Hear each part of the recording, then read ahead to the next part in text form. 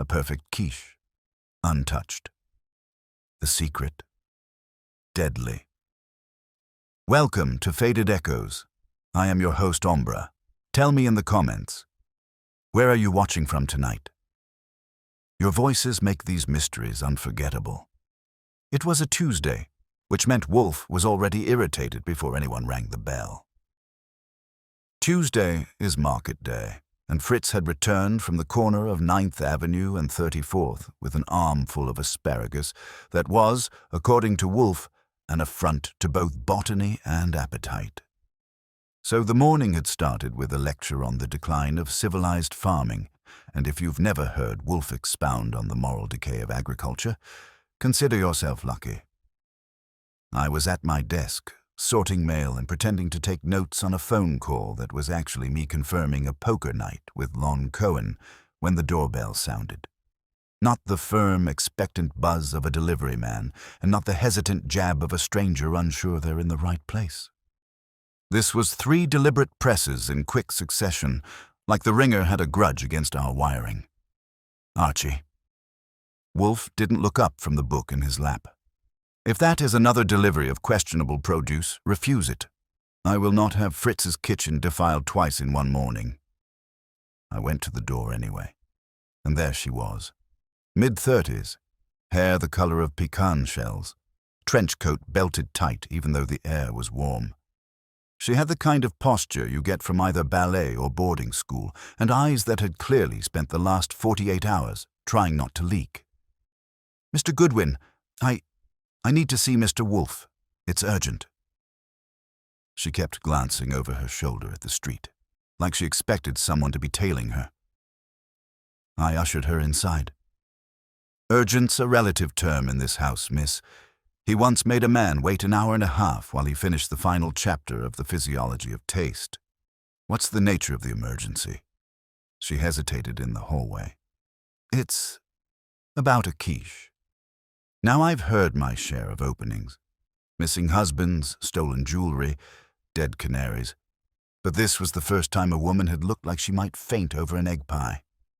Mr. Wolfe, I said as I entered the office, we have a culinary crisis at the door. That got him to raise an eyebrow, which in Wolfe speak is the equivalent of a gasp. Culinary? The woman stepped forward. I'm Sarah Melrose. I run a catering business. Yesterday I delivered a quiche Lorraine to a client. It was meant for a private brunch. This morning she called me, furious, saying the quiche had never been cut. Untouched, yet somehow someone had eaten it. Wolfe closed his book slowly, like the weight of her words required exact handling. Explain.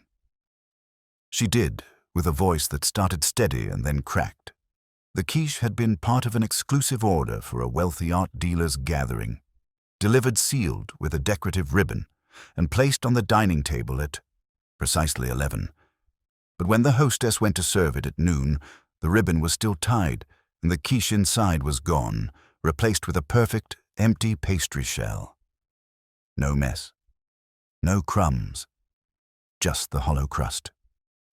Madame, Wolfe said, someone absconded with the substance but left the shell.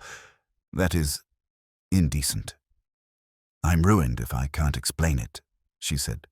They think I sent an empty crust as some kind of joke or protest. She looked at him directly now.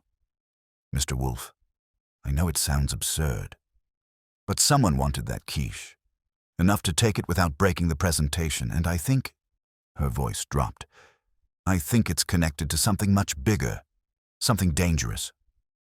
Wolfe shifted in his chair, not toward her but inward, into the mental vault where he kept the interesting things. Archie, see that Miss Melrose is seated. Fritz, bring coffee. That was Wolfe for I'm taking this case, even if he hadn't said it. Yet. And me? I didn't know whether to be relieved or worried, because when Wolfe takes an interest in stolen food, it's never just about the food. Fritz brought the coffee like a field marshal with a silver tray instead of a saber, and I saw Wolfe's right forefinger make a small circle in the air. 2 cups, not 3. House rule. Clients drink only after Wolfe decides they are clients. Sarah sat on the red leather chair nearest the globe, hands folded as if she were expecting a scolding from a dean. She watched Fritz set the cups down and didn't miss the slight curve of Wolfe's lip when the aroma rose, dark and clean. If a person can gain credibility by not flinching at coffee, she did. Wolfe told Fritz, without looking, to bring a slice of Comté. If you've never heard a Swiss cheese used as a diagnostic instrument, you haven't met my employer. He says certain flavors in the air take the measure of a narrative. I blinked at him and he ignored me, turning to Sarah.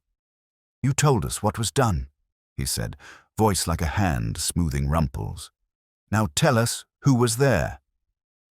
Her gaze shifted to me, then back to Wolfe. The party was at Elaine Varick's townhouse. She's an art dealer, modern stuff. 2 guests of note, Anton Carroll, a chef on television, and Dr. Miriam Poole, a nutritionist who writes popular books. There were 3 others, Elaine's gallery assistant, a hedge fund man whose name I only caught as Bix, and a younger woman I didn't know. I delivered the quiche at 11, left at 11:05, and got the angry call at 12:10. "You delivered the quiche," Wolfe said. "Sealed with a ribbon." "Yes, with my company's wax stamp on the knot, the way I do for all private bookings. I took a photograph." She reached into her handbag and paused. "May I?" "Archie," Wolfe said. I stood, took the phone, and crossed to my desk. She had receipts for a life in business, labeled folders, notes with times, a small mercy. I opened the image roll and found the quiche, a handsome specimen in a pale tin with a scalloped edge, ribbon sealed, the wax mark a little golden leaf. The timestamp matched her story, 11:03 a.m. Date correct. The background was a slab of green-veined marble, sleek enough to make you nervous about sliding your glass. Next to the quiche sat a bowl of lemons, a knife with a bone handle, and a folded linen napkin that had been nudged just slightly out of square. "What else did you deliver?" I asked. A tray of radish toasts with anchovy butter, a spring salad, and a pear tart. The quiche was the centerpiece. "And it was returned to you empty?" Wolfe inquired. "I've never seen it again," she said. Elaine claimed she opened the ribbon in front of everyone and the tin was empty, just the crust. She accused me of staging a trick. I said I'd come immediately to sort it out, and she said no, she didn't want me there. Then a half-hour later, she sent me a message threatening legal action and industry consequences. "Mr. Wolfe, this isn't just about a dish.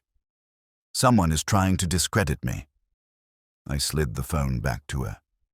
"You've got enemies." "Culinary ones," she said with a weary laugh that wasn't. "Competitors? A few. One in particular, Constance Vale, has been aggressive about going after my private clients this month. We were both shortlisted for a series on City Table, an online food network. 2 weeks ago, they told me they were leaning toward me. Yesterday, the producer called and said they'd heard concerns about my professional reliability. Today, the Varick fiasco." Wolfe's eyes went half-lidded. "Who introduced you to Miss Varick?" "Anton Carroll," she said. "He wanted to sample my pastry program for his new restaurant. He suggested I do Elaine's brunch and promised he would be there to observe." "Observe," Wolfe echoed, as if tasting a cold grape. "And Dr. Poole?" "Elaine is funding a wellness series at the gallery," Sarah said. "Dr. Poole is consulting. They argue in the press about butter." "Fatuous," Wolfe muttered. "The quarrel of zeal with sensuality." "Archie."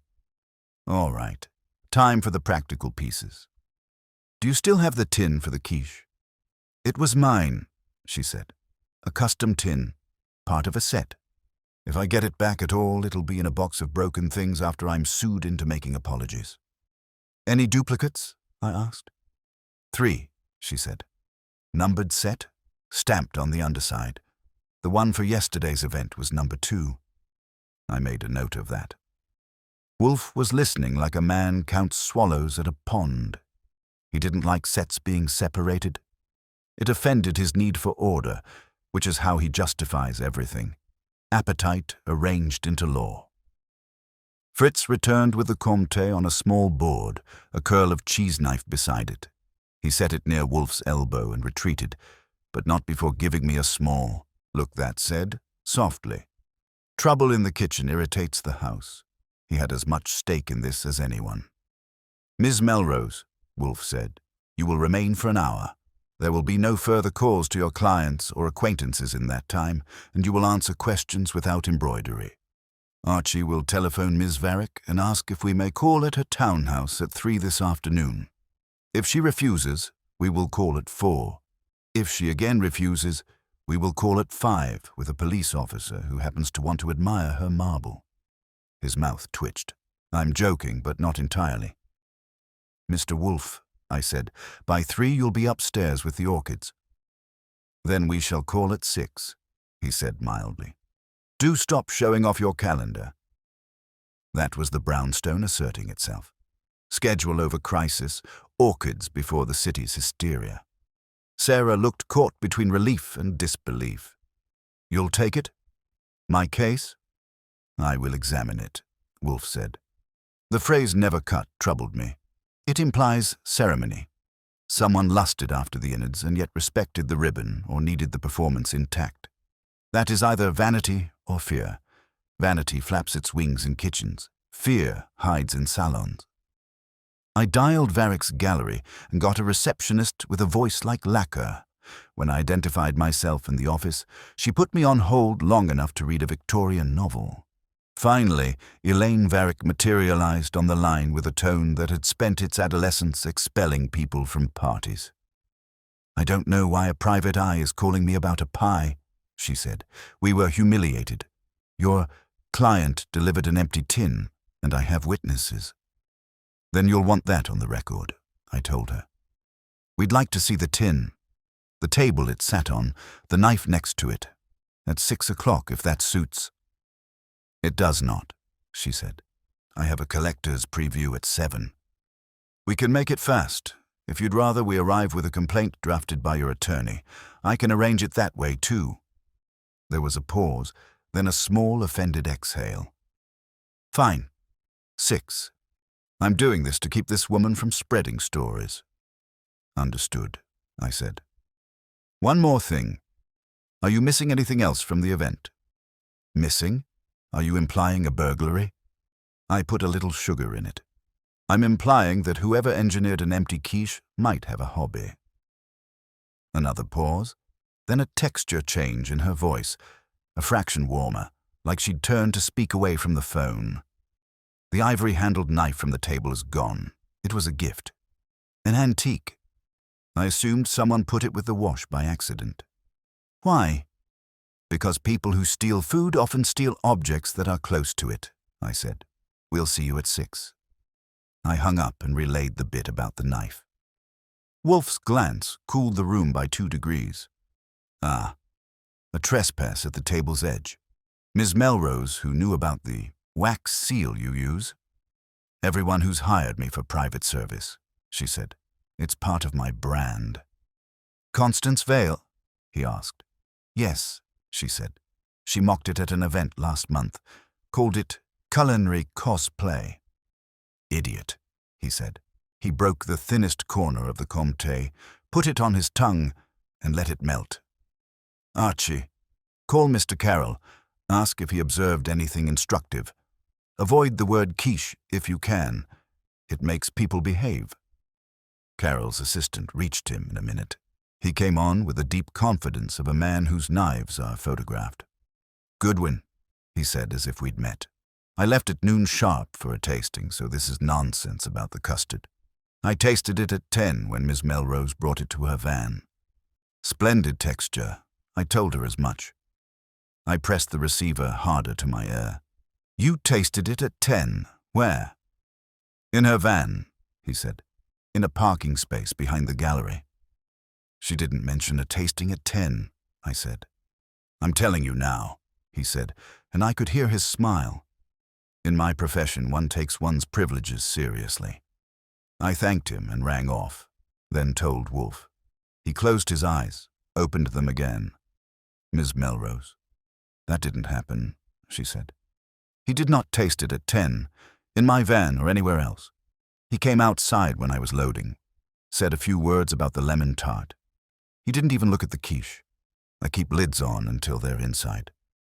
One of you, Wolfe said, is lying. The other is being used. Her cheeks went 2 degrees paler. I don't lie about work. I can't afford to. No, Wolfe said, almost kindly, nor can Mr. Carell afford to be seen as an imbecile, which he is, but that is a separate economy. He pushed back from the desk half an inch and returned to stillness. Archie, telephone doctor. Poole, Dr. Miriam Poole, answered from a clinic with a waiting room hum behind her. She was brisk but curious. This is about the incident with the pastry, she said. I warned Elaine that mixing indulgence with her wellness program would create contradictions. Contradictions are my boss's favorite protein, I said. Did you see the ribbon cut? I did, she said. Elaine made a miniature speech, then cut the wax. It was very performative. When she lifted the lid, there was an empty crust. Someone snickered. Anton looked like a boy whose frog had escaped. I said, this is what comes of worshipping butter. Anyone go near the table before the speech? Elaine's assistant, Dyer, she said. She set flowers. The hedge fund man, Bix, picked up the knife and pretended to slice the lemons. And the young woman, Anton's, I don't know, friend. She took photographs. She had an accent. Eastern European, I think. Anything else missing? I asked. Missing? Nothing I noticed, she said.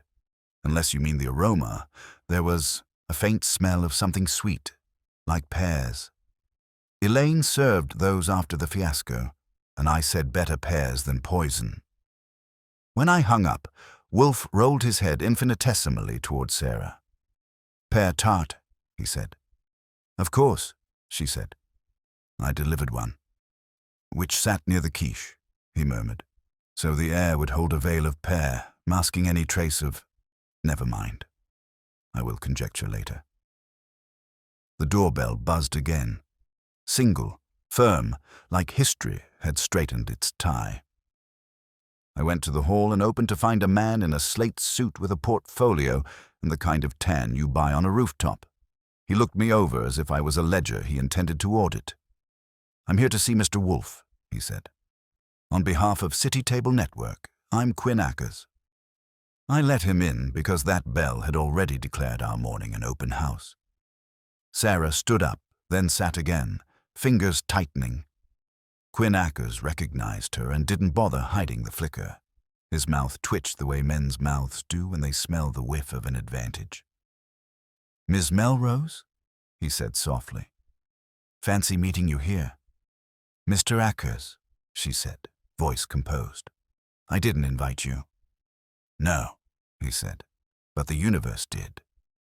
He turned to Wolfe with the smoothness of professional charm. Mr. Wolfe, I wanted to apprise you of a reputational matter that might affect a possible mutual associate. We've received concerning reports. Wolfe closed his eyes for a full second, which in our office is a thunderclap. When he opened them, they were pure glass. Mr. Ackers, he said, you have entered a private residence to peddle gossip dressed as public service. Sit. He didn't gesture at a chair. He didn't have to. Quinn sat.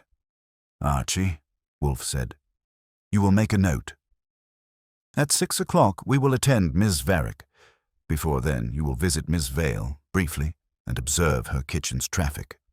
You will also discover whether Mr. Carroll was within smelling distance of a van at 10. If he was, you will count the seconds he loitered. If he was not, you will arrange to make him say he was again, on paper. I said I would, and Sarah drew a breath she might have been holding since the first ring. The brownstone was disturbed, no question. The air had the bright, sour edge of strangers and agendas, but the center had settled. Wolfe at his desk, the rules asserting themselves, coffee steaming like a boundary marker that no one but us could read. Wolfe turned the cheese knife in his fingers and looked at Sarah. "Madame," he said, "someone designed a scene to be watched. I will not be rushed by their tempo, but I will not be played by it either. Before dinner we will know whether this is a childish prank seeking notoriety or professional sabotage seeking employment. In either case, you will have your answer.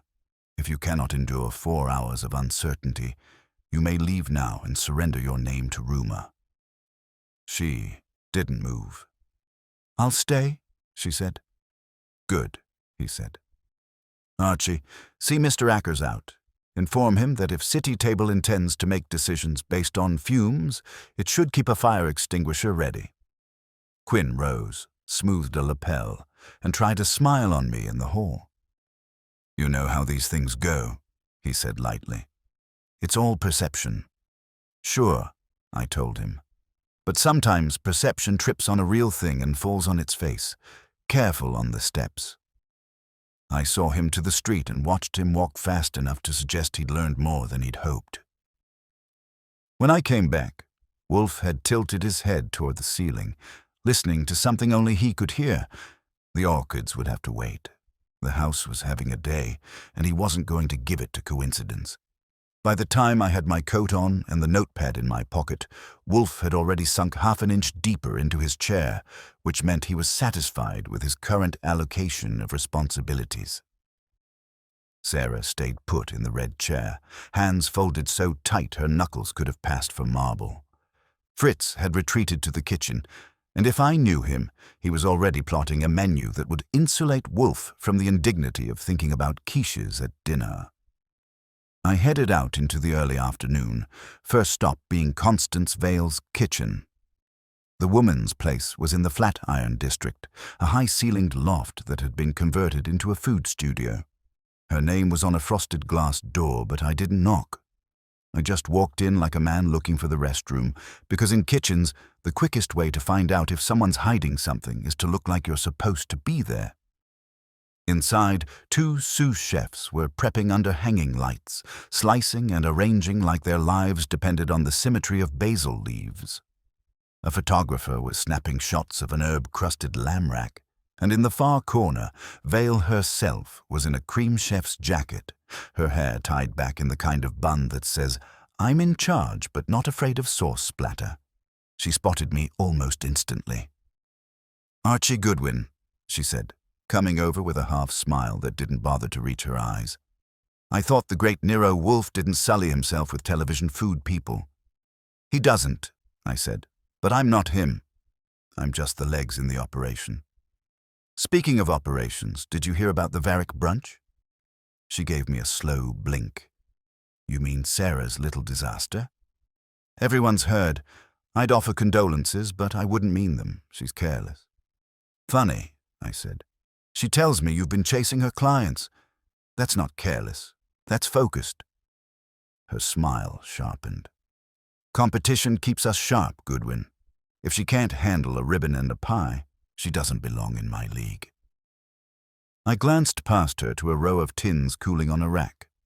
Shiny, scalloped edges, the kind that could hold a quiche or anything else you wanted to smuggle under a crust. I walked closer, pretending to admire the workmanship. "Custom tins?" "Yes," she said, watching me watch them. "Not as pretty as hers, I hear. I prefer function over presentation." "Stamped on the bottom?" I asked. "No," she said flatly, and I knew she was lying before the word finished leaving her mouth. You spend enough time in kitchens, you learn that chefs lie in layers. She stepped between me and the tins, and her tone cooled. "Why are you really here?" "Because," I said, "I like to see how people work when they're not on camera. Thanks for the tour." I left her with her basil and her photographers and headed toward my second stop, finding out whether Anton Carroll's 10 o'clock quiche tasting was real or imaginary.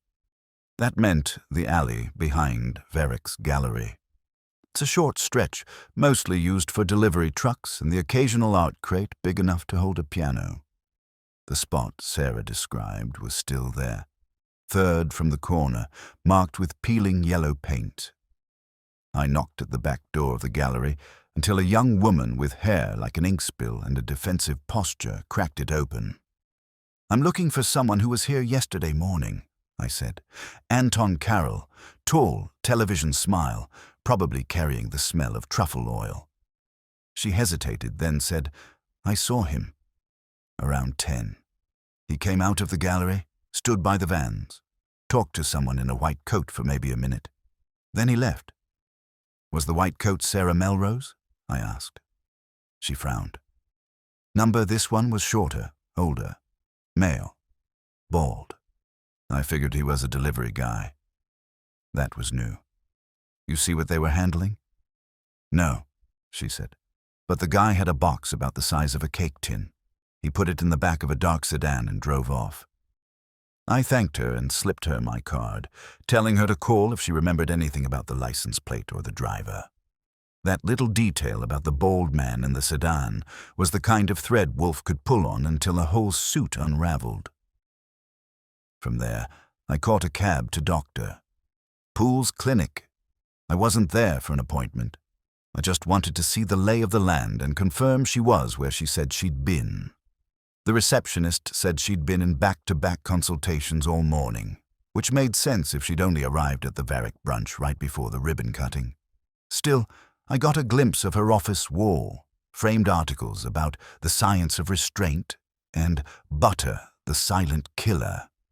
That put her firmly in the camp Wolfe had called zeal versus sensuality. By the time I headed back uptown, the day had started to tilt toward late afternoon. I stopped in at the brownstone to report before our 6 o'clock with Elaine Varick. Wolfe was still in his chair, the orchids having been postponed, which told me he'd been gnawing on the problem like a mastiff on a bone. Sarah was gone, probably sent home to wait, and the office smelled faintly of Fritz's bread rising in the kitchen. I laid it out for him, Constance Vale's attitude and her tins, Carol's suspicious alley appearance, the bald man with the box, and the possible vehicle transfer before the brunch. He closed his eyes for a moment, then opened them to the size of slits. "A substitution," he said. The crust remained. The interior was spirited away. This was done not at the table, but before the table, either in the van or during a handoff. And if Carol tasted it at 10, that means he's either part of the swap or covering for someone who is, I said. "Precisely," Wolfe said. "The bald man is a fulcrum. Identify him and the weight shifts." He glanced at the clock, then pushed himself up in the chair the way some men haul up anchor. "It is nearly time for Miss Varick. Archie, we will walk into that townhouse as if we own it. Do not permit her to lead us anywhere but the room in which the quiche was displayed." That was the marching order. At 6 on the dot, we rang the bell at Elaine Varick's place, a narrow townhouse with windows tall enough to make a man self-conscious. She opened the door herself, wearing a silk dress the color of champagne and a look that suggested she'd rather be shaking hands with typhoid. "You have 10 minutes, she said. "That will be enough," Wolfe replied, stepping past her without a flicker of hesitation. The dining room was all marble and glass, the table still set in its brunch finery, though the centerpiece was now a bowl of orchids. The space where the quiche had sat was empty except for a linen runner and a crystal salt cellar. I scanned for the ivory-handled knife, but didn't see it. Wolfe went still in the middle of the room, eyes moving like a clock hand from the table to the sideboard to the French doors that led out to a small patio. "Where is the tin?" he asked. "In the kitchen," Elaine said. "I kept it in case your client wanted it back." She brought it out. A pale tin, scalloped edges, number 2 stamped on the bottom just like Sarah had said. The crust inside was intact around the edges, but hollow in the middle, the space clean as a mirror. Wolfe bent over it just enough to inhale. "You washed it?" "No," she said. "I left it as it was." He straightened, the tip of his tongue just touching his lower lip, which meant he'd caught something. an aroma, faint but enough. "Archie," he said, "wrap it. We will examine it further." Elaine's mouth tightened. "And then?" "Then," Wolfe said, "I will tell you whether you are humiliated by incompetence or design, and whether you were the victim or the stage manager." She didn't answer, but her eyes flickered to the French doors. Just for a second. But it was enough to tell me there was another angle here, one she hadn't planned to share. And from the way Wolfe's shoulders settled, I knew he'd seen it too. We left with the tin and the faintest trace of pear still clinging to the air, heading back to the brownstone.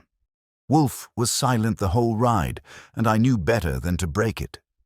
Because when Wolfe doesn't speak on the way back, it means he's building the trap, and the next step would be deciding who he wants caught in it first. Back at the brownstone, Fritz surrendered the kitchen for exactly 5 minutes, which is as long as he'll allow a mystery to squat near his stovetop. I set the pale tin on a clean towel under the hood light, and Wolfe joined me with the resignation of a man asked to consult a bad translation.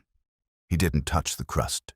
He just leaned in, closed his eyes, and let the air do the work. "Pear," he said. "And, not brandy. Essence. Synthetic. A note of bitter almond. Trace, no more." His eyelids lifted. "Do not breathe so near it, Archie. You inhale like a cornet." I retreated the width of a reproach. Up close, the tin looked innocent. Scalloped edge, shallow walls, the number 2 stamped into the underside, the crust ring like a collar left after the dog ran off. No crumbs on the towel, no flakes on the rim. It made a man feel conned. "Sarah says she seals the ribbon with a golden leaf stamp," I said. "Could anyone duplicate it?" "Anyone capable of melting wax and guile," Wolfe said. He inclined his head toward the inside seam of the tin. "Observe." It took me a second. On the inner wall, just above where the crust clung, there was a faint, irregular sheen along a 2-inch stretch, as if someone had run a brush lightly and wiped it off, leaving the ghost of a streak. Not grease. Grease goes soft and loud under light. This was tighter, a quiet varnish. "What am I seeing?" I asked. "A print remover or adhesive solvent," he said. "Minimal, applied carelessly and then hurriedly wiped. We will not speculate about the motive yet. We will merely enshrine the fact." He tilted his head a fraction to the left. "There is also the absence," I grunted. "Of what?" "Of the custard's memory," he said. "If a quiche is baked properly, the interface between custard and crust leaves a residue. A frill, a tacked line, a shine broken by micro-pitting where fat and egg parted at heat. This crust is ringed clean. Either Miss Melrose blind bakes like a vandal, or the custard that was once here never saw the inside of this shell." "You're saying the shell and the filling weren't married," I said. "Precisely," he said. "Someone arranged a ceremony and then swapped the bride." That pinned the picture. It also made the bald man's sedan start idling louder in my head. The back alley, the short exchange, the box. "So the swap happened before the brunch," I said. "Most likely between 11 and noon, with a prop shell already prepared." "Not necessarily," he said. "If Miss Melrose's system uses sets, her adversary required access to her tins to perfect the illusion. If one had the means to borrow a tin briefly, one could make a shell the day before, a twin with the same stamp for confidence, and restore the tin to her stack before the event. On the day, one need only exchange the loaded tin for the empty shell contained in its twin. Symbols soothe the gullible, numbers on metal, more so. I thought of the row of tins cooling in Constance Vale's studio, her neat lie about the lack of stamps, the way she slid herself between me and the rack. "Vale," I said. "Possibly," he allowed. "She is ambitious enough to believe malice is logistics, but ambition craves applause, not invisibility. Mr. Carroll's vanity is noisier. He placed himself near the scene twice, once by inventing a tasting, once by attending the performance. Either he lies in defense of his palate or on behalf of a Confederate. Or both, I said. What about the missing knife? A private trespass at the table's edge, he murmured. Either an afterthought, souvenir theft by a vulgarian, or a tool now elsewhere bearing the trace of a solvent someone does not wish to explain. I would prefer to see the knife before it is washed by righteousness. The bell rang, one short, one long, Fritz's signal that the phone was for me. It was the young woman from the gallery's back door, ink hair and watchful eyes. I remembered something, she said. The bald guy. He had a tattoo by his ear, 3 little squares in a row, and the sedan had a parking permit on the dash. Hudson Stages. Good memory, I told her, and meant it. I promised not to call her again unless necessary, which in my line of work is a promise written on pencil. When I relayed the tattoo and the permit, Wolfe nodded once, as if the world had agreed to his terms. Hudson Stages is a rental facility for photo shoots. Food stylists congregate there like geese at a pond. A bald man with 3 squares. Bah. He closed his eyes in an inventory. Archie, telephone Mr. Panzer. Ask him to go to Hudson Stages and make a list of every crew working food today and tomorrow. He is to look for a bald man with a childish tattoo and the posture of a porter. I got Saul, who received my description with the same level of animation he applies to rain. I'll call in an hour, he said, and hung up. Wolfe had already reached for the bell cord for Fritz. We shall examine the rim for foreign particulates, he said, which is Wolfe for. Fritz will fetch me a magnifier and a conscience. While he waited, he put 2 fingers lightly against the crust. He doesn't like touching suspects, human or pastry, but sometimes a man has to live. Firm, he said. Blind baked correctly. No hairline fractures. Miss Melrose is competent. Good. It sounded like a benediction after an ordeal. Then he frowned. There is a small pressure mark here. Something thin slid under the crust briefly and withdrew. A wire, I said. A film, he said softly. Acetate. Cake makers use it. One could lay a circle on a blind-baked crust, pour custard atop it, and then, once set, lift the custard disc off, leaving the circle in place as a raft. But that would leave a whisper of edge, and this is too clean for a rough hand. He shook his head. The simpler hypothesis remains. The shell and the custard were never together here. Fritz arrived with a loop, a soft brush, and the expression he reserves for doctors who want to touch his knives. Wolfe took the loop and peered, breathing shallowly. After a minute he said, crystalline residue. Very faint. Not sugar. A cellulose derivative. And the solvent trace we noted. Smells of limonene, a fashionable choice for fools. Food stylist's kit, I said. Just so, he said. I was reaching for the phone to see if Lon Cohen could furnish me a file on Carol's entourage when Saul called back, which meant he'd been closer to Hudson Stages than any decent man should be to a hive. 2 food shoots today, he said. A city table promo and a magazine spread for garden and table. The city table unit has a prop master named Orlo Grafe, bold 3 squares tattoo by the ear. I watched him load a sedan with a cake box an hour ago. Plate permits from Hudson Stages. The sedan's registered to a rental pool. Grafe, I repeated, looking at Wolfe. Orlo Grafe. Bald. 3 squares. City table. Have you spoken to him? Wolfe asked. No, Saul said. You want him shadowed or plucked? Shadowed, Wolfe said. To his home. To his mother's home if he has one. Do not reveal yourself. Note every trash bag he discards and where. Got it, Saul said and clicked off. The city table man pays a call, I said. That loops back to Quinn Ackers. Mr. Ackers came sniffing this morning to judge which way reputations blow, Wolfe said, which implies he either scented the storm early or helped stir it. I will not assume. but I will arrange for him to be present when we pinch the bag." He glanced at the clock. "We have time before dinner. You will go to Miss Melrose's kitchen and examine her stock of ribbons and wax. You will see if any is missing, and whether anyone borrowed her stamp and returned it with the smugness of thieves." "On my way," I said. "What about Elaine and that look at the French doors?" "She will keep," he said. "She is either host to a confederate or host to her vanity. If the former, we shall find the confederate. If the latter, we shall puncture it." Sarah's kitchen was the opposite of Vale's studio.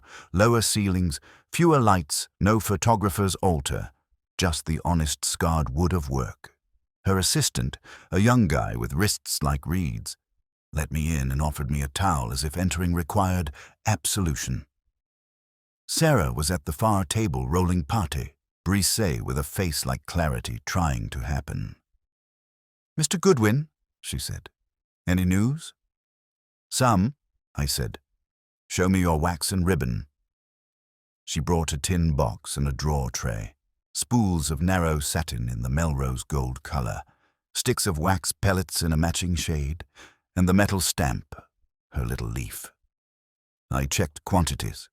The ribbon spool with the least left was within reason, and the wax pellets didn't look raided. But the stamp had a nick on its edge, a fresh one, and a faint smear of a different gold around its relief, as if it had kissed another wax earlier and picked up a trace. I said as much. "I don't share the stamp," she said. "It stays here." "Who else has keys?" I asked.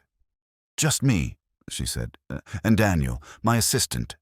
But he doesn't touch the office supplies." She glanced over at the reed wrist, who was doing his best impersonation of a man with perfect hearing and no opinions. "Any break-ins? Anything moved when you arrived this morning?" I asked. She hesitated, then nodded twice. Tiny. A drawer was off by an inch. It sounds paranoid. But I line things up. I know when they're not lined up. I filed that. If City Table had a prop man with sticky fingers and a network that ran on permits and favors, getting into a small caterer's shop at night wasn't a miracle. It was a phone call. "Do you know Orlo Greif?" I asked. She frowned. "I've seen the name on crew lists. He's a fixer. Props, food doubles, editorial tricks." "Bald, tattoo by the ear," I said. "That's him," Daniel piped up. "He did a thing last year where the ice cream didn't melt, posted about it like a magician." "Does he know you?" I asked Sarah. "Only by reputation," she said, "which apparently is up for auction." I left them with a promise and without reassurance, because false comfort is a check that bounces. On my way out, my phone chimed. Saul again. "Greif went to a storage unit in Long Island City," he said. "He took out a crate and put in a crate. The one he put in is stenciled City Table. Props. Edible. He then drove to a bar on 10th. He's drinking with Anton Carroll." I looked at the sky like maybe it would apologize. "Keep on them," I said. "If they visit a sink or a dumpster, I want the bag." Back at the brownstone, Wolfe had the office window cracked the width of a cent, and the tin back on the towel with a paper tent over it for dignity. I told him about the nick on the stamp, the small aligned drawer, Greif's storage unit, Carroll at the bar. He steepled his fingers. "Good. We know the armature. Now we want the motive.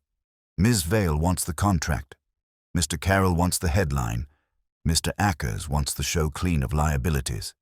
Ms. Varick wants to be admired by both zeal and sensuality. Dr. Poole wants the last word. Which of them required not only a humiliation, but a demonstration? An empty shell before an audience is not a theft. It is a sermon." "Poole," I said. "She wants a narrative about butter as sin." "She lacks the means," he said, "and the patience for solvents. The sermon suits Mr. Carroll's vanity better. His presence at both the alley and the table, his lie about tasting, his desire to be the arbiter of texture. But he is not dexterous. He requires a hand. Mr. Greif is that hand." And Vale, I asked. Hungry enough to endorse sabotage, canny enough not to grip the tool. He said, we shall see where her shadow falls when the light moves. The phone rang again. Saul, brisk. They stepped outside. Carol made a call. 5 minutes later, a woman joined them. 20s, dark hair, accent. She's the one from the brunch, I think. She showed Greif something on her phone, a picture of a tin with a ribbon. They laughed. The girlfriend, I said. The photographer. Follow, Wolfe said. We will not strike in the street. Tomorrow at 11, we will summon them. On it, Saul said. Wolfe let out a breath through his nose, a small acceptance that the pieces were content to be chessmen. He glanced at the clock again and then at the kitchen. We will dine, he said. Afterward, you will telephone Miss Varick and inform her that tomorrow at 11 she will attend here with Mr. Carroll, Miss Vale, doctor. Poole, her assistant, the man named Bix, and the young photographer. You will also invite Mr. Ackers, who may bring his conscience if he still has the box. And Greif, I said. He will come if I ask Mr. Ackers to compel him, Wolfe said. City table permits require insurance. Insurance obeys subpoenas and invitations indistinguishable from them. I grinned. You're setting the table. I am preserving my own, he said. Someone trespassed near it today. He tapped the towel by the tin with 2 fingers. Tomorrow we return the favor. Dinner that night was a delicate affair, which is Wolfe's code for no garlic to cloud the brain. Fritz brought out a chilled vichyssoise, a trout with almond butter, and a salad of watercress that could have been arranged by a draftsman. Wolfe spoke little, though when he did, it was to inquire after the provenance of the almonds, which Fritz answered with a level of precision normally reserved for border negotiations. I didn't push the conversation. Wolfe doesn't like to chew on food and on a case at the same time, but I could see it ticking behind his eyes, the steady clockwork of pieces falling into place. After the plates were cleared, he shifted back to the case with the same slow inevitability as an elevator opening on a floor you knew was coming. Archie, he said. Ms. Varick's assistant. Dyer. You will learn her origin, her employment history, and whether she has been engaged by City Table or any of its appendages. She was near the table before the unveiling. That proximity demands scrutiny. Got it, I said. Any preference on method? Charm or pry bar? Charm first, he said. Pry bar wastes energy if a smile will do. I made a few calls after dinner, starting with a photographer friend who'd done catalog work for Varick's gallery. He remembered Dyer well enough. Late 20s, Indian-American, quick with floral arrangements and slower with invoices. No direct ties to City Table that he knew of, but she'd freelanced for event planners, and one of those planners had also done work for, surprise, Anton Carroll's production company. That was enough of a thread for Wolfe to pounce on when I relayed it. She's a hinge, he said. Someone who can pass between salon and kitchen without suspicion. If she's complicit, she provided either the opportunity for the exchange or the signal for its timing. The rest of the night passed with Wolfe paging through a book on French culinary history while I kept my ears open for Saul's next update. It came just before midnight. Carroll, Greif, and the photographer had broken up their little summit and gone in 3 separate directions. Saul tailed Greif to a walk-up in Hell's Kitchen, noted the garbage schedule, and set an early alarm. By morning, the brownstone was running at its usual double tempo. Wolfe in the plant rooms until 11, Fritz humming in the kitchen, and me checking the guest chairs in the office to make sure none had developed a wobble. The smell of fresh bread and strong coffee made the office almost too civilized for what we were about to do. At 10:40, the doorbell started earning its keep. Sarah arrived first, pale but steady, clutching her handbag like it might testify for her. Then came Doctor. Poole, exuding the self-assurance of someone who knows she'll get in the last word whether she's right or not. Vale showed up with a controlled smile and a coat that looked like it could deflect snide remarks. Varick arrived a few minutes later, trailing Daya, who carried herself with an air that suggested she'd already decided she didn't like me. Bix lumbered in next, smelling faintly of expensive cologne and mild hangover, and the young photographer, dark hair, Eastern European lilt, slipped in without looking at anyone for more than half a second. Anton Carroll arrived like a man expecting applause, all white teeth and custom tailoring. Ackers was last, herding in grief with the flat cheer of someone bringing a witness who might bite. Once they were seated, Wolfe let the silence build like steam in a kettle. He doesn't raise his voice. He just lets the room understand it's being weighed. When he finally spoke, it was with the weight of someone who'd already made his decision. "Ladies and gentlemen, thank you for indulging my invitation. You're here because a quiche was served empty. Such an absurdity might be amusing in private, but in public, before witnesses, it is an act of calculated humiliation. My task was to determine who engineered it, how, and why. The how is simple. The quiche shell and its custard were never together at the brunch. The custard was baked separately and removed cleanly, leaving the crust untouched. The shell was prepared in a duplicate tin, identical to Miss Melrose's, and substituted for her work before it reached the table. The ribbon was resealed with her own stamp, borrowed without her knowledge. I watched the room for reactions. Sarah sat frozen. Vale crossed her legs the other way. Carroll kept his face in a polite half-smile. Greif glanced at the floor, and the photographer's gaze flicked to him for just a breath too long. "The means," Wolfe continued, "were available to anyone who could obtain one of Miss Melrose's tins long enough to prepare a false shell. Miss Vale, your studio contains similar tins. Mr. Carroll, you were in the alley before the event, in company with Mr. Greif, who is a prop master for City Table. He handled a box of the correct size and placed it in a sedan. That box, I infer, contained the false shell." Carroll's smile stiffened. "That's conjecture." "It is deduction," Wolfe said flatly. "Mr. Greif's profession involves creating edible illusions for camera. His storage unit contains crates labeled for City Table props.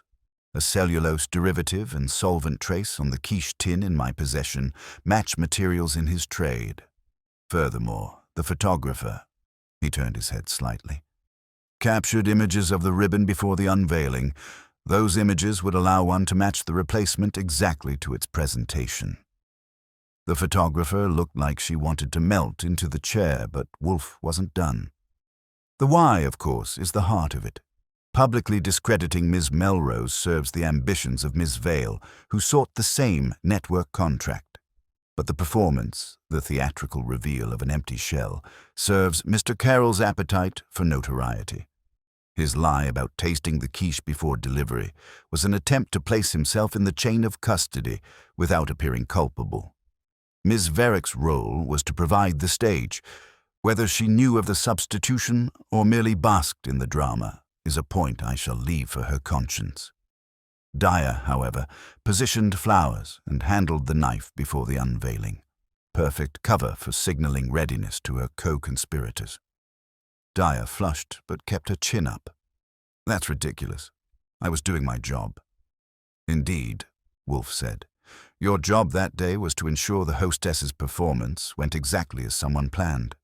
Whether you were paid for that in coin or favor, I neither know nor care." He shifted his gaze to Ackers. "City Table, of course, benefits from this. By removing a rival's rising star, they clear the field for their chosen candidates. Your presence here yesterday, Mr. Ackers, was to assess whether I would uncover that."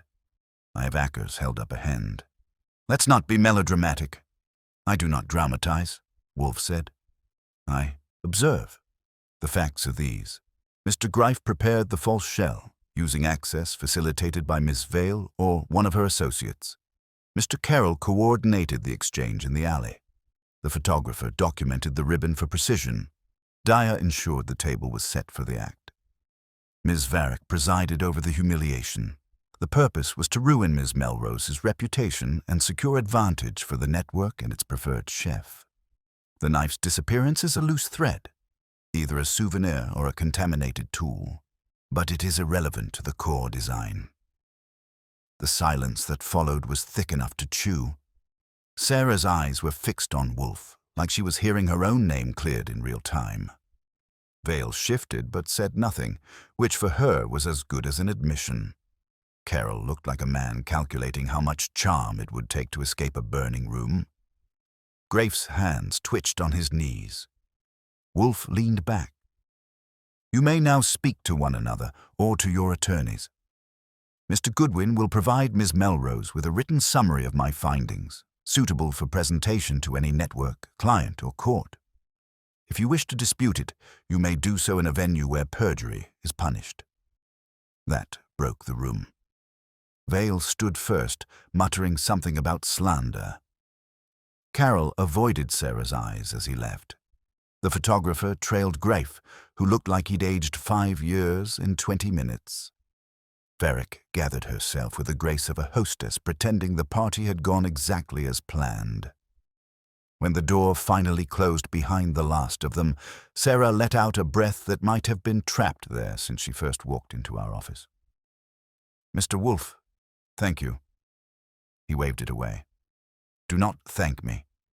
Pay my bill and take better care of your tins. She laughed, shaky but real, and left.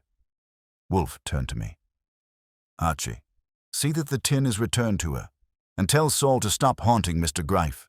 The man will punish himself adequately in the gossip mill. I grinned. And the knife? If it turns up, Wolfe said, it will be in the possession of someone too foolish to keep it hidden. Until then, it is trivia. He reached for the beer Fritz had left on the side table. Now, Archie, the world is restored. Dinner tomorrow will include a quiche, properly cut, which, in Wolfe's book, was as good as a verdict carved in stone. The quiet that followed Sarah's departure was the sort Wolfe liked best. No ringing phones, no doorbells, no footsteps from the hall, just the kind of stillness that feels like the house settling back into itself. Fritz had gone upstairs for his mid-afternoon coffee, and Wolfe sat with his eyes half closed, the beer glass within easy reach, the faint clink of the radiator filling the gaps. I knew better than to break it unless something vital came up, but my mind wasn't in neutral. Something about the knife bothered me. Wolfe had called it trivia, but trivia has a way of slipping into a case later with a new coat of meaning. And in this case, it was the only piece we hadn't accounted for. No chain of custody, no convenient witness, just a gap where an object used to be. If Grafe had swapped tins, could he, or someone working with him, have also walked off with the knife? Not for the blade, maybe, but for what it might have touched. I must have been frowning at the wall because Wolfe finally cracked one eye. You're thinking, he said. Trying not to, I said. But the knife, it still feels like part of the play. Maybe not the opening act, but somewhere in the middle. His lip twitched. A plausible suspicion. However, without evidence, it is smoke without flame. The incident has been resolved to my satisfaction. Any further inquiries would be for your amusement, not my employment. Fair enough, I said. But if the knife turns up and it's got pear tart on it, you owe me a bonus. That earned me a slow, sideways look before he closed his eyes again. Archie, if the knife turns up with pear tart on it, I will pay for your dinner at Rusterman's and refrain from remarking on the bill. That was as close to encouragement as I was going to get. I took it. The next morning, before Wolfe had even left the plant rooms, the phone rang. It was Saul, sounding as if he'd just stepped out of a refrigerator. Thought you'd want to know, he said. Our bald friend Grief had visitors last night. 2 guys in a delivery van, no markings. Stayed 10 minutes, left with a narrow parcel wrapped in butcher paper. I tailed them to a storage facility in Queens. Couldn't see what went in, but it was a short-term locker. You think the knife could have been in that parcel? Could have been anything that size, he said. But if I were moving something I didn't want found, that's how I'd do it. I told him to hold his position and keep an eye on the locker. When Wolfe came down a few minutes later, I gave him the report. He listened without comment, poured himself a beer, and took a slow sip. "If the knife was removed to conceal a trace," he said, "it will not be kept long. Such things are either destroyed or passed to someone willing to keep a trophy. Neither outcome requires our intervention unless—" He paused, eyes narrowing slightly. "Unless its recovery would serve a secondary purpose." "Such as?" "Reinforcing Miss Melrose's position," he said, "or discouraging repetition from the same culprits. That was all the opening I needed. Then we should get it before someone else does." He sighed, long, theatrical, but without real resistance. "Very well. Inform Mr. Panzer that we will recover the parcel this afternoon. If the knife is in it, we will decide its use." By 2 o'clock, Saul had the timing down. The van would return at past, retrieve another item, and leave the locker unattended for a brief window. We were there when it happened. Saul, watching from the corner, me slipping into the facility with a key that looked legitimate enough to pass in a hurry. The locker's padlock wasn't much of a challenge, and inside, among a stack of prop boxes, was the parcel. It was heavier than I expected, and, once unwrapped back at the brownstone, turned out to be exactly what I'd suspected. The ivory-handled knife, blade still faintly smudged with something darker than pear custard. Wolfe examined it under the magnifier, the loop perched like a jewel over his eye. "Trace of custard," he confirmed. "Also, lemon oil from the garnish. Whoever used this to extract the custard did so carefully to avoid marring the crust. This is our tool of removal." I grinned. "So now we've got the smoking gun, only it's a knife." He set it down on a sheet of parchment. "You will return it to Ms. Varick anonymously. She will assume it was misplaced and recovered without her knowledge. This will deny her the pleasure of claiming it as evidence against Miss Melrose. You don't want to use it to pin Greif." "Mr. Greif is already pinned," he said. "The knife would add nothing to the proof I hold. Its best use now is to remove it from the board quietly, so the players believe the game has ended." So I wrapped it again and made a discreet delivery to the townhouse's service entrance, where a puzzled maid took it without a question.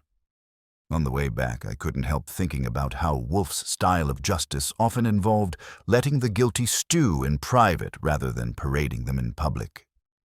This was one of those times. He'd built the trap, sprung it, and now let the humiliation do the work. When I got back, Wolfe was exactly where I'd left him, beer glass refilled. He didn't ask about the delivery, just nodded slightly when I sat down. "Archie, when malice is theatrical, it must be answered in kind but not in equal measure. Too much flourish and you become part of the same tawdry play. And too little. Then you invite an encore," he said. The rest of the afternoon passed in comfortable silence, interrupted only by a call from Sarah. She'd heard from 3 clients already, each apologizing for having believed the gossip. One of them, she said, had even increased her booking for the next month. "That will do," Wolfe said when I relayed the news. "She will recover." He leaned back, eyes half shut again, the very picture of a man returning to his preferred state.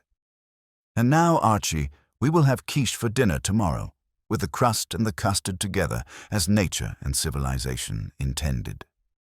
Which told me the case was officially over.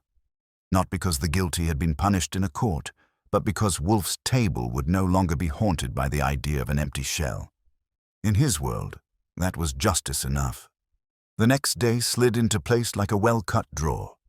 Wolfe took his morning upstairs, the orchids getting their strict portion of attention while I read the Gazette, and pretended it wasn't thinner than my patience.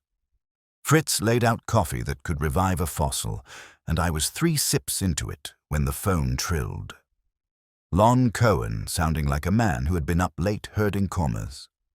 "Your pastry friend," he said. "There's a planted item making the rounds, trade blog that lives to be fed. Headlines, caterers, empty promise. Cute. It'll be mirrored before lunch unless someone sticks a finger in the gears. Can you keep it off the presses? I asked. I can sit on it if I have something better to run, he said. Like a story about a network propping up a stunt to sandbag a competitor. I'd need names. I like names. You'll have them, I said. Hold your headline and keep your shoes polished. I told Wolfe when he came down at 11, and he gave the smallest nod. Mr. Ackers enjoyed his visit, he said. We shall oblige him to enjoy a second. Archie, invite him at 3 and inform him that if he does not attend with authority to act, I will allow Mr. Cohen to sup. He glanced at the clock. And telephone Miss Varick. Ask her whether the ivory-handled knife has been recovered among her things. I did both. Ackers tried politeness, then bluff, and finally curiosity. He would come. Varick's voice came on, glossy and cool. Yes, astonishingly, the knife had reappeared in a wrapped parcel by her service entrance. She took this as proof that her household was in order, and I congratulated her on the miracle without committing blasphemy. When I hung up, Wolfe's mouth had the shape it gets when a plan aligns with his taste. At noon, Saul called from a corner where New York keeps its secrets. Your hinge, he said. Daya. She met someone last night outside a florist's on 9th. Not Carol, not Grief. Constance Vale. I sat up straighter. You sure? Close enough to smell her hairspray, Saul said. They spoke 5 minutes. Daya handed over a small tin. Vale put it in her tote. Stay with Vale, I said. If she sheds anything that rattles, I want to hear the rattle. Wolfe didn't sigh so much as ventilate. Miss Vale cannot resist tidying her tracks, he said, a common failing in people who worship neatness in public and disorder in private. He rang for Fritz, asked for beer and the small plate that meant something would soon be asked of me that involved legs, not logic. Before the beer arrived, the doorbell did. Sarah, hatless, color back in her cheeks by a shade or two. She had a folded paper in her hand, and an expression like she didn't trust it to be as good as it read. A client sent this, she said. It's from Elaine. I regret that an unfortunate incident at my home resulted in undue aspersions upon your business. I trust that all parties are moving forward professionally. It sounds like she's apologizing to herself. Wolfe took the note, read it, and placed it on the edge of his desk like it might bruise the wood. Madam, when a person cannot say, I was wrong, they attempt to spell it with other letters. It is not an apology, it is a confection. You will receive a better one after 3 o'clock. After 3? She said. Mr. Ackers is coming, I told her. He's bringing a fire extinguisher shaped like a pen. She didn't understand and didn't need to. I parked her in the red chair with coffee, this time as a client, not a petitioner. Wolfe dislikes spectacle, but he is a devotee of audience positioning.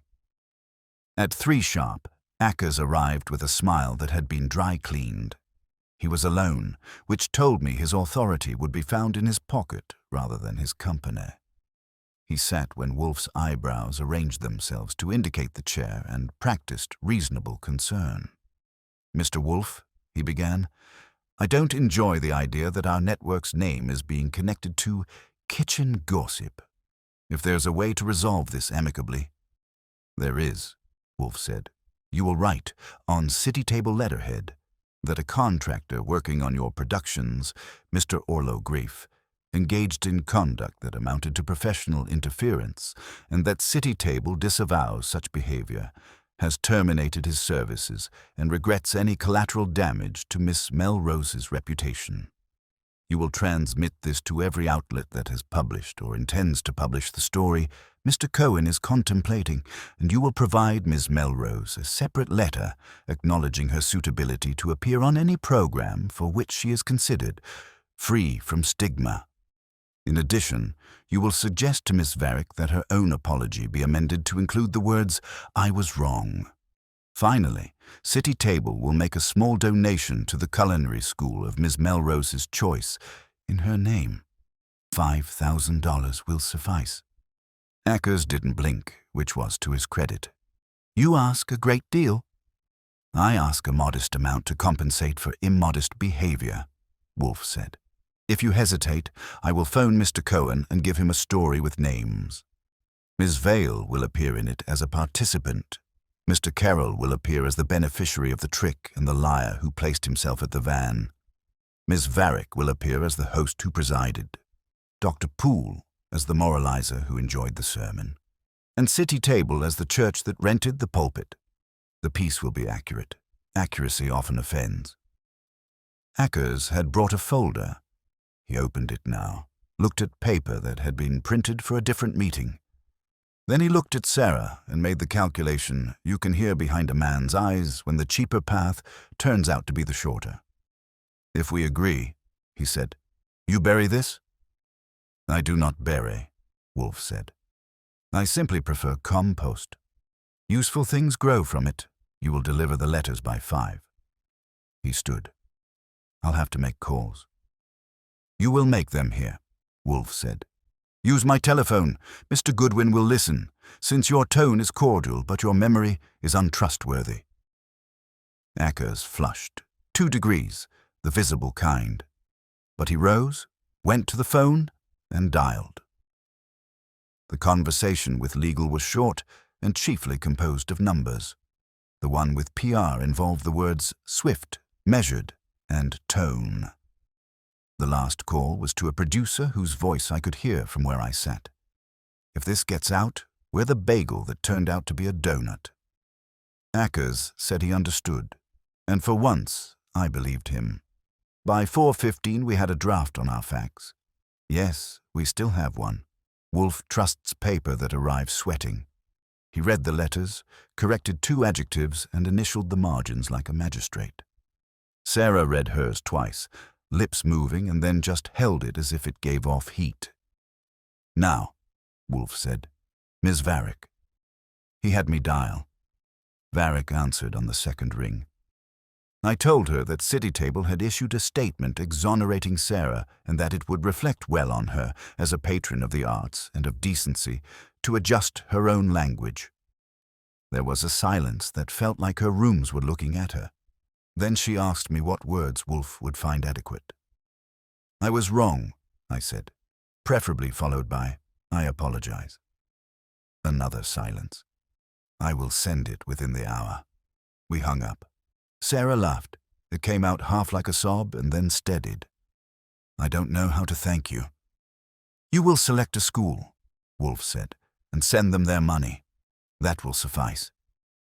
He took his beer, looked at it the way a man does when he intends to drink and to think at the same time. Mr. Ackers, there remains one more item. Ackers had done well not to wilt. Yes? You will advise Mr. Carroll to refrain from hospitality near vans, Wolfe said. He is not equal to improvisation and should confine himself to recipes. You will tell Miss Vale that subtlety is not achieved by tightening one's bun. She will move her ambition from sabotage to saucepans, or she will discover how quickly friends become statements. Dr. Poole requires no message. She will write one for herself and undercut it in the next chapter. Ackers absorbed this with the professionalism of a man who gets paid to stand upright in wind. Understood. When he had gone, Sarah asked if she could hug me. I told her Wolfe frowns on excessive displays unless they come plated, and she laughed again, more solidly. She left with her letters and a dignity that hadn't been on her when she first crossed our threshold. The door closed, and the brownstone exhaled. Saul called at 5:15. Your Vale, he said. She met Dyer again. They swapped nothing this time. Just words. Dyer cried. Vale didn't. Then they parted. You want me to keep following?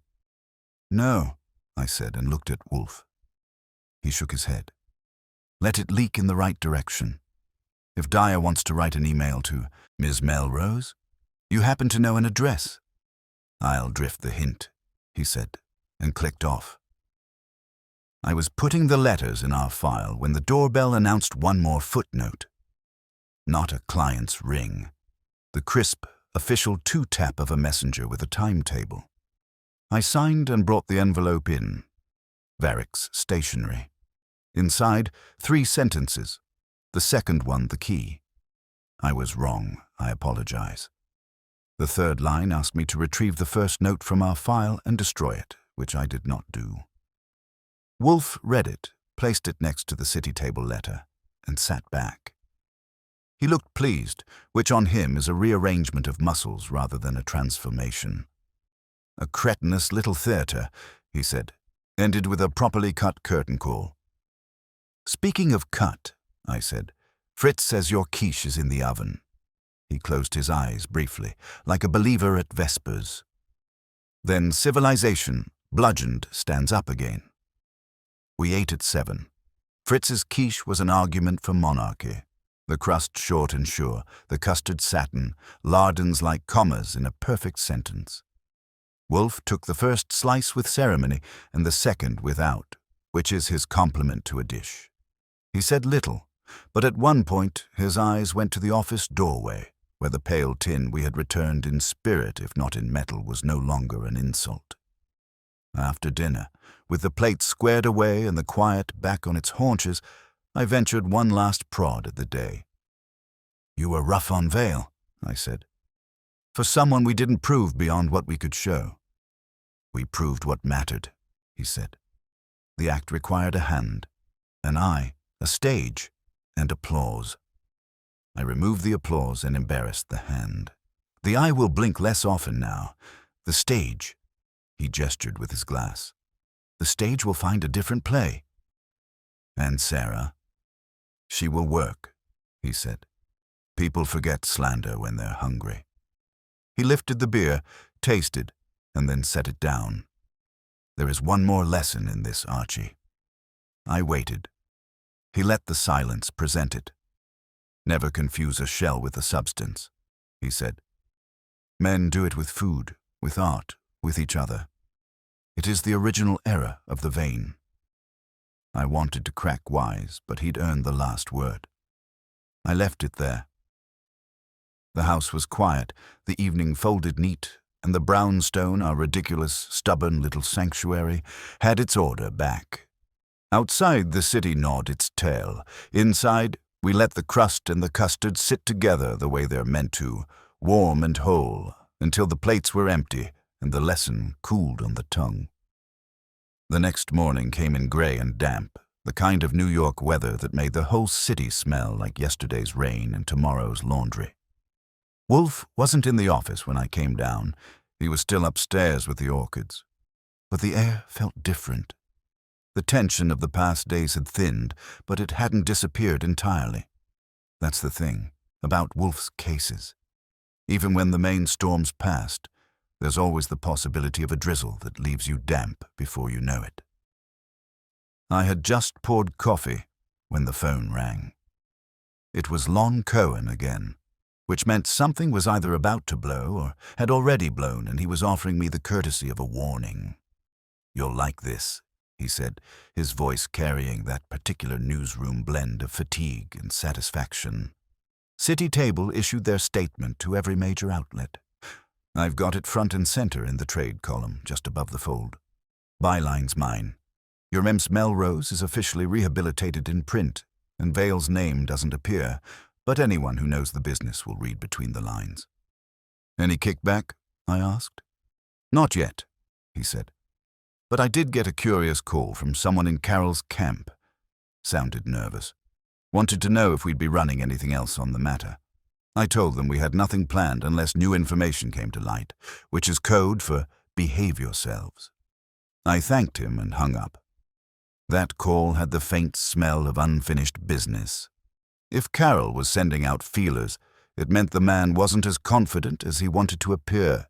Either he was worried someone in his circle might talk, or he knew that a trick like the one they pulled has a way of seeding rumors that grow in unexpected gardens.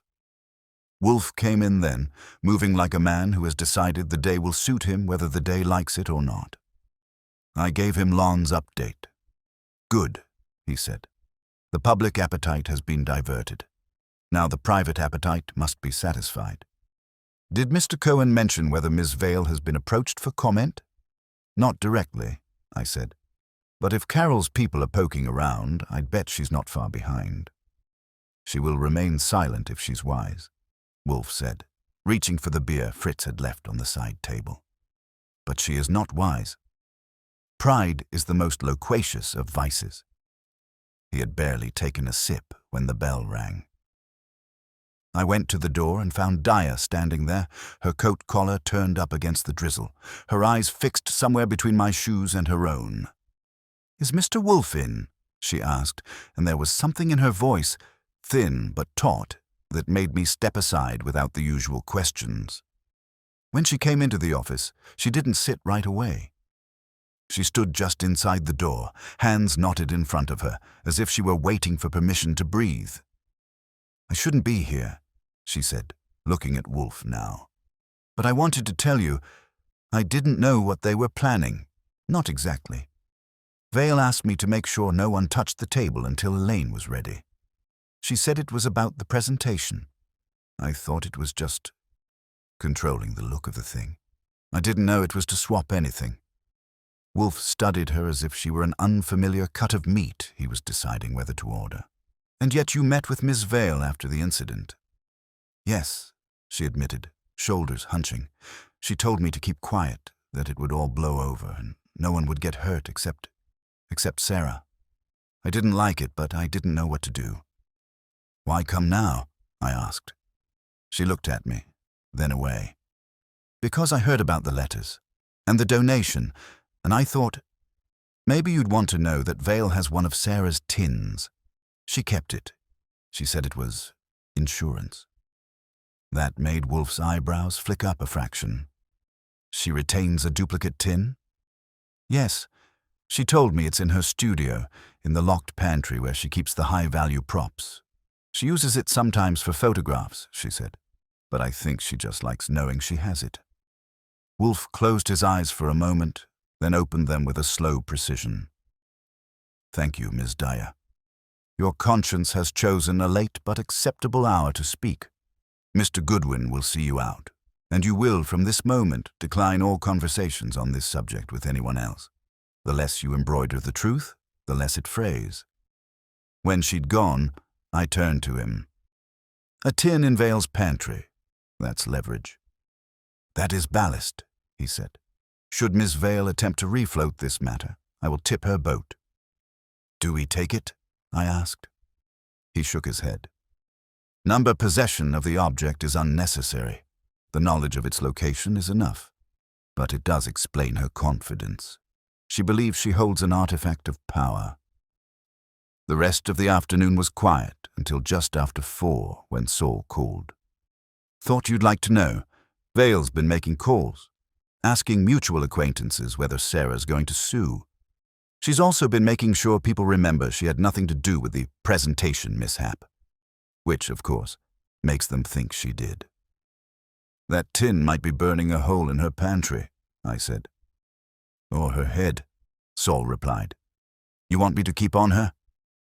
"Not unless she moves the tin," I said. "Wolfe's got another plan." After I hung up, Wolfe looked as if he'd been following my half of the conversation with interest. "We will let her stew," he said. "The desire to use that tin will grow until she convinces herself it must be displayed. Then she will either offer it to an ally or use it to bait a new adversary. In either case, she will act in haste, and then, Archie, we will be ready to act at leisure." The drizzle outside turned to a light rain that pattered against the windows. Fritz came in with the evening's menu, and Wolfe gave it a glance before nodding approval. But I could see in his eyes that while the main course for the table was decided, the case still had one more course to serve. Something small, maybe, but rich enough to leave a lasting taste. And knowing Wolfe, he would make sure it was cut and plated exactly to his liking. The rain lingered into the evening, slicking the street outside in sheets of amber under the lamps. Inside, the brownstone had that insulated quiet that comes after a long day of people bringing in their troubles and leaving with their tempers frayed. Fritz's roast chicken was in the oven, the smell curling its way to the office in slow, steady waves, and Wolfe had settled into the deep chair with a book on French sources that he'd read twice before. I was at my desk, pretending to file but really watching the rain streak the glass, when the phone rang again. This time it wasn't Lon, Saul, or Sarah. The voice was soft, careful, and laced with the kind of tension that makes you lean in without realizing it. "This is... You don't know me," she said. "But I think you should know that Constance Vale is planning something. She's invited a few people to her studio tomorrow night. She said she's going to show them proof." She didn't say proof of what, but she's been talking about Sarah Melrose again. "I thought you'd want to know." "Who is this?" I asked. "A friend," she said, and hung up before I could fish further. I told Wolfe, and his expression didn't shift much, but I saw the faint narrowing of the eyes that meant the gears had clicked into a higher notch. "The tin," he said simply. "She cannot resist parading it, and she will attempt to frame its possession as evidence of Miss Melrose's duplicity." "Then we get ahead of her," I said. He closed the source book without marking his place. "Not in the crude sense. We will allow her to proceed. Mr. Panzer will attend, uninvited but unnoticed. You will arrange this. He will observe and, if the tin appears, he will acquire photographic proof of its inscription, number, stamp, any identifying mark, and note the names and faces of those who see it. The value of the tin is not in taking it from her, but in letting her reveal it to witnesses who can later be turned against her." "Nice," I said. "We let her dig the hole, and then we hand her the shovel back with her name carved on the handle."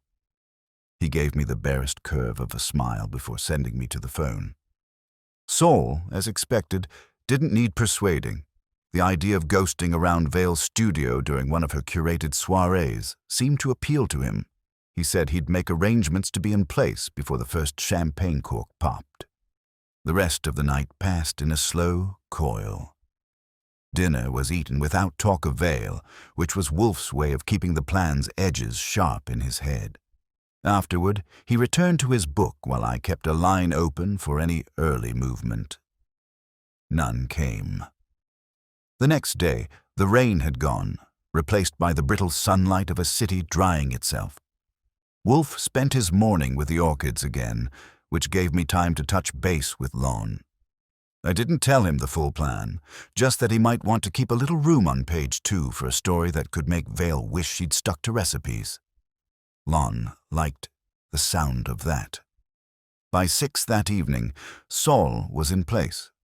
He called once from a quiet corner outside Vale's building, giving me a read on the guest list as they arrived. 2 editors from a glossy food magazine, a pair of television producers, one of Carol's sous chefs, and a man from an import company that specialized in culinary equipment. All people who could be useful in spreading whatever narrative Vale wanted to sell, or in dismantling it later. An hour later, Saul's second call came, voice low and even. "She brought it out," he said. "The tin. Number 3 stamped on the bottom, identical to Melrose's set. Told them Sarah made 2 quiches for the brunch, 1 empty shell, 1 filled, and tried to pass off the empty to embarrass Elaine. Says she kept this tin to remind herself not to trust appearances." "Any takers?" I asked. A few nods. One of the producers looked skeptical. "I got photos, clear as day on the stamp, and her holding it. You'll have them in 15 minutes. "Stay until she's done," I said. "Note who seems convinced and who doesn't." The pictures came through before Saul's third call. They were sharp, Vale's manicured fingers cradling the tin like a relic, the number and stamp visible, the group around her leaning in. The kind of evidence you could put in front of a room and let it tell the story without words. When Saul's final report came in, it was exactly what Wolfe would want. The names of those most receptive to Vale's version, the ones who hung back, and the quiet aside one of the editors had made, something about Vale's habit of keeping trophies from events she was involved in. I laid it all out for Wolfe at 10 that night. He studied the photos with that same steady attention he'd given the quiche tin in the first place, then placed them in a folder without comment. "She will hear from me," he said. "Not in words she can quote, but in terms she will understand. And if she does not, Mr. Cohen will find her name in print, surrounded by context." "What about Sarah?" I asked. "She will receive a copy of these photographs," he said. "She will know they exist. She will never have to use them, but the knowledge will fortify her." It was past 11 when I finally shut the office lights. The street outside was emptying, the air cooler, sharper. In the kitchen, Fritz was putting away the last of the glassware, and Wolfe had gone up to his room. The case wasn't making noise anymore, but it still had a pulse. Faint, but there, the kind you keep a hand on until you're certain it won't kick again. And if Vale thought she could keep that tin like a little private crown, she'd just learned the first rule Wolfe lives by. Anything you show off can be taken from you, if not in hand, then in meaning.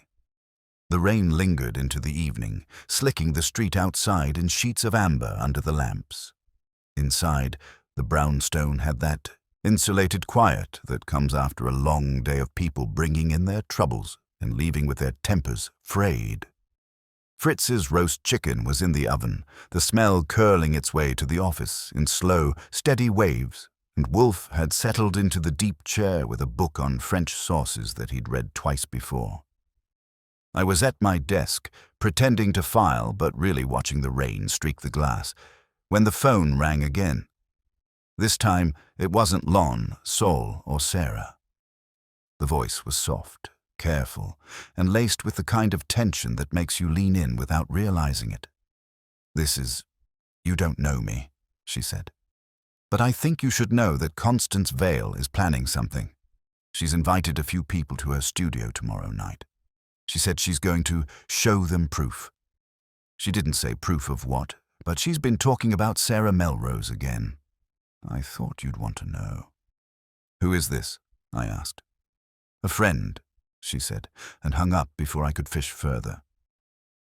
I told Wolfe, and his expression didn't shift much, but I saw the faint narrowing of the eyes that meant the gears had clicked into a higher notch. "The tin," he said simply. "She cannot resist parading it, and she will attempt to frame its possession as evidence of Miss Melrose's duplicity." "Then we get ahead of her," I said. He closed the source book without marking his place. "Not in the crude sense. We will allow her to proceed. Mr. Panzer will attend, uninvited but unnoticed. You will arrange this. He will observe and, if the tin appears, he will acquire photographic proof of its inscription, number, stamp, any identifying mark. And note the names and faces of those who see it. The value of the tin is not in taking it from her, but in letting her reveal it to witnesses who can later be turned against her." "Nice," I said. "We let her dig the hole, and then we hand her the shovel back with her name carved on the handle." He gave me the barest curve of a smile before sending me to the phone. Sol, as expected, didn't need persuading. The idea of ghosting around Vale's studio during one of her curated soirees seemed to appeal to him. He said he'd make arrangements to be in place before the first champagne cork popped. The rest of the night passed in a slow coil. Dinner was eaten without talk of Vale, which was Wolfe's way of keeping the plan's edges sharp in his head. Afterward, he returned to his book while I kept a line open for any early movement. None came. The next day, the rain had gone, replaced by the brittle sunlight of a city drying itself. Wolfe spent his morning with the orchids again, which gave me time to touch base with Lon. I didn't tell him the full plan, just that he might want to keep a little room on page 2 for a story that could make Vale wish she'd stuck to recipes. Lon liked the sound of that. By 6 that evening, Saul was in place. He called once from a quiet corner outside Vale's building, giving me a read on the guest list as they arrived. 2 editors from a glossy food magazine, a pair of television producers, one of Carol's sous chefs, and a man from an import company that specialized in culinary equipment. All people who could be useful in spreading whatever narrative Vale wanted to sell, or in dismantling it later. An hour later, Saul's second call came, voice low and even. "She brought it out," he said. "The tin. Number 3 stamped on the bottom, identical to Melrose's set. Told them Sarah made 2 quiches for the brunch. 1 empty shell, 1 filled, and tried to pass off the empty to embarrass Elaine. Says she kept this tin to remind herself not to trust appearances." "Any takers?" I asked. A few nods. One of the producers looked skeptical. I got photos, clear as day on the stamp, and her holding it. "You'll have them in 15 minutes. "Stay until she's done," I said. "Note who seems convinced and who doesn't." The pictures came through before Saul's third call. They were sharp. Vale's manicured fingers cradling the tin like a relic, the number and stamp visible, the group around her leaning in. The kind of evidence you could put in front of a room and let it tell the story without words. When Saul's final report came in, it was exactly what Wolfe would want. The names of those most receptive to Vale's version, the ones who hung back, and the quiet aside one of the editors had made. Something about Vale's habit of keeping trophies from events she was involved in. I laid it all out for Wolfe at 10 that night. He studied the photos with that same steady attention he'd given the quiche tin in the first place, then placed them in a folder without comment. "She will hear from me," he said. "Not in words she can quote, but in terms she will understand. And if she does not, Mr. Cohen will find her name in print, surrounded by context." "What about Sarah?" I asked. "She will receive a copy of these photographs," he said. "She will know they exist. She will never have to use them, but the knowledge will fortify her." It was past 11 when I finally shut the office lights. The street outside was emptying, the air cooler, sharper. In the kitchen, Fritz was putting away the last of the glassware, and Wolfe had gone up to his room. The case wasn't making noise anymore, but it still had a pulse. Faint, but there, the kind you keep a hand on until you're certain it won't kick again. And if Vale thought she could keep that tin like a little private crown, she'd just learned the first rule Wolfe lives by. Anything you show off can be taken from you, if not in hand, then in meaning. The next morning, the brownstone was as still as a held breath. Wolfe had spent the early hours with the orchids, and when he came down, the set of his shoulders told me the case was about to be put to bed, for good. The photographs Saul had taken at Vale's little soiree lay on the desk in a neat stack, along with Lon Cohen's proof sheet for the follow-up piece, ready to print if the wrong person twitched. By 10, Vale herself was in the red chair, stiff-backed and defiant, pretending she didn't notice the manila folder with her own face on top. Wolfe didn't speak at first. He let the quiet work on her until her mouth tightened into something less than confidence. "Miss Vale," he said finally, "your possession of Miss Melrose's tin is not, as you seem to think, a talisman against accusation. It is, rather, a testament to your complicity. You displayed it to witnesses, you narrated a fabrication, and you kept an object that does not belong to you. In law, this is theft. In your industry, it is suicide, if the wrong ears hear it." Her chin came up. "You can't prove anything." "I do not have to," Wolfe said, his voice soft but loaded. "The people you courted last night can. They saw the tin, heard your words, and can compare the stamp to the set in Miss Melrose's possession. They will recall, if asked, your pride in keeping it. Pride is a useful tool, Miss Vale, but only when it is not self-incriminating." He leaned back. "You will return the tin today. You will send Miss Melrose a private letter of contrition, and you will refrain from any commentary on her work for the next year. If you do, this matter ends here. If you do not, Mr. Cohen will make a call, and your next audience will not be sipping champagne." Her eyes flicked to me, looking for some measure of bluff. I gave her none. She rose, smoothed her coat, and said, "Fine, I'll do it." When she'd gone, I asked, "That it?" "That is the economy of victory, Archie," Wolfe said. "We have restored Miss Melrose, removed a rival's teeth, and preserved our own table from further insult. By noon, Sarah called. The tin had been returned, quietly, without note. Her voice held more relief than triumph. "It's over," she said. "For now," I told her. "In this business, someone's always thinking about the next pie to throw." That evening, Fritz served a quiche Lorraine so perfect, Wolfe took a second slice without comment, his highest praise. Between bites, he offered the kind of final remark that doesn't just close a case, but seals it. "Archie," he said, "the tragedy of vanity is that it mistakes possession for proof. A shell without substance will always betray its owner." I couldn't argue, not with a fork in my hand and the taste of the real thing still warm on my tongue. The case was closed, the brownstone was quiet again, and for Wolfe, that was the only verdict that mattered. Verdict that mattered. Verdict that mattered. Verdict that mattered. Verdict that mattered. Verdict that mattered. Verdict that mattered. Verdict that mattered. Verdict that mattered. Verdict that mattered. Verdict that